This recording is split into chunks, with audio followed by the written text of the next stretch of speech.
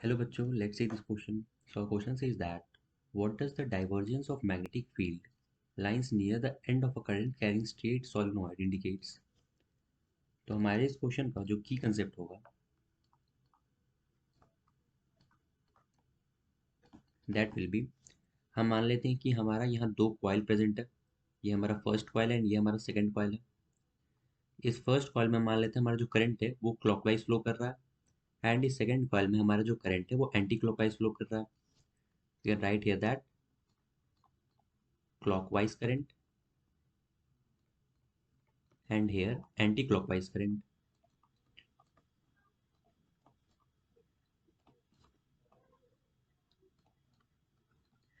तो हमारा जो ये कॉइल है ये मैग्नेट के एक पोल की तरह बिहेव करेगा, या तो साउथ पोल की तरह बिहेव करेगा या तो नॉर्थ पोल की तरह बिहेव करेगा।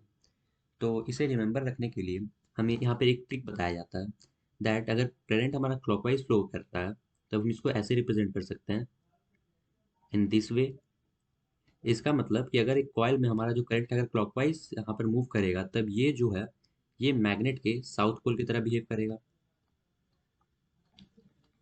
एंड हमारा जो सेकंड फिगर है उसमें जब हमारा करंट जो एंटी क्लॉकवाइज फ्लो करेगा तो इसे रिमेंबर रखने के लिए हम ऐसा सिंबल बना लेंगे दैट इज एन। यानी अगर हमारा करंट एंटी क्लॉकवाइज फ्लो कर रहा है एक कॉइल में तो ये जो कॉइल है ये बिहेव करेगा हमारे नॉर्थ पोल ऑफ मैग्नेट की तरह। अब यहाँ पर हम अपना एक सोलिनॉइड बना लेते हैं। मान लेते हैं ये हमारा एक सोलिनॉइड है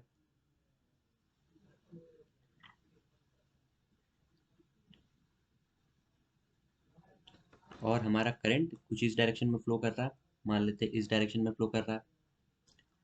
तो यहाँ से हम देख सकते हैं कि यहाँ पर हमारा जो करंट आ जाएगा ये आ जाएगा हमारा क्लॉकवाइज डायरेक्शन में इस फेस के लिए। तो ये फेस हमारा बिहेव करेगा साउथ पोल ऑफ मैग्नेट की तरह। एंड जब हम इस फेस में आएंगे तब इस फेस में हमें ये मिलेगा कि हमारा जो करंट है वो फ्लो कर रहा है एंटी क्लॉकवाइज डायरेक्शन में। यानी जो ये जो सरफेस है हमारा यानी ये जो कॉइल है ये इस तरफ अब फेस करेगा नॉर्थ पोल के जैसा। तो हमारा जो सोलिनॉइड का मैग्नेटिक फील्ड लाइंस का जो स्ट्रक्चर होगा या जो डायग्राम होगा वो सेम रहेगा एक बार मैग्नेट की तरह। ये मान लेते हैं बार मैग्नेट है जिसका नॉर्थ पोल यहाँ पर साउथ पोल यहाँ पर है। तो इसका मैग्नेटिक फील्ड लाइंस हम ड्रॉ करेंगे तो ये कुछ इस टाइप से होगा, north to south outside the magnet and south to north inside the magnet. ये मैग्नेटिक फील्ड लाइंस है हमारे एक बार मैग्नेट में। तो ये सेम रे डायग्राम हमारा रहेगा सोलिनॉइड के प्रेजेंस में। तो यहाँ पर हम रे डायग्राम बना लेते हैं in this way, inside the solenoid and outside the solenoid in this way।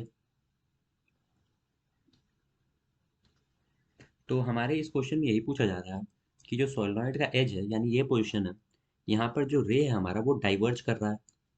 यानी एक पॉइंट से हम देख रहे हैं ये डिफरेंट डायरेक्शन में मूव कर रहा है। और ये जो साउथ है यहाँ पर ये देखिए ये इंडिकेट करता है कि हमारा जो मैग्नेटिक फील्ड लाइन है वो यूनिफॉर्म नहीं है यहाँ पर। This says that divergence in magnetic field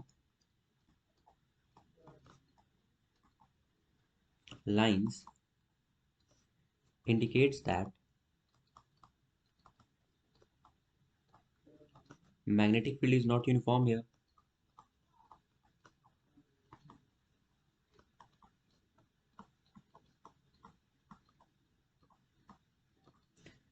हम देख सकते हैं हमारा जो सोलेनॉइड है उसमें जो सारा लाइन हमारा है वो पैरेलल है।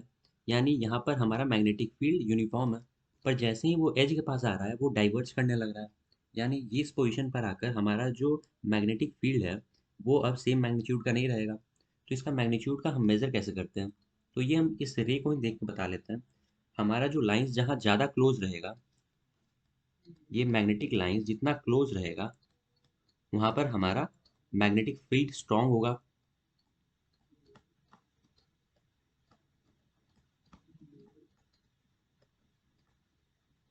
और जहाँ पर ये मैग्नेटिक फील्ड लाइंस दूर रहेंगी वहाँ पर हमारा जो मैग्नेटिक फील्ड स्ट्रेंथ होगा वो कम हो जाएगा।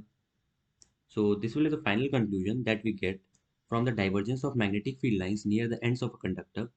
So this will be the final explanation for this question. Hope you got this well. Best of luck.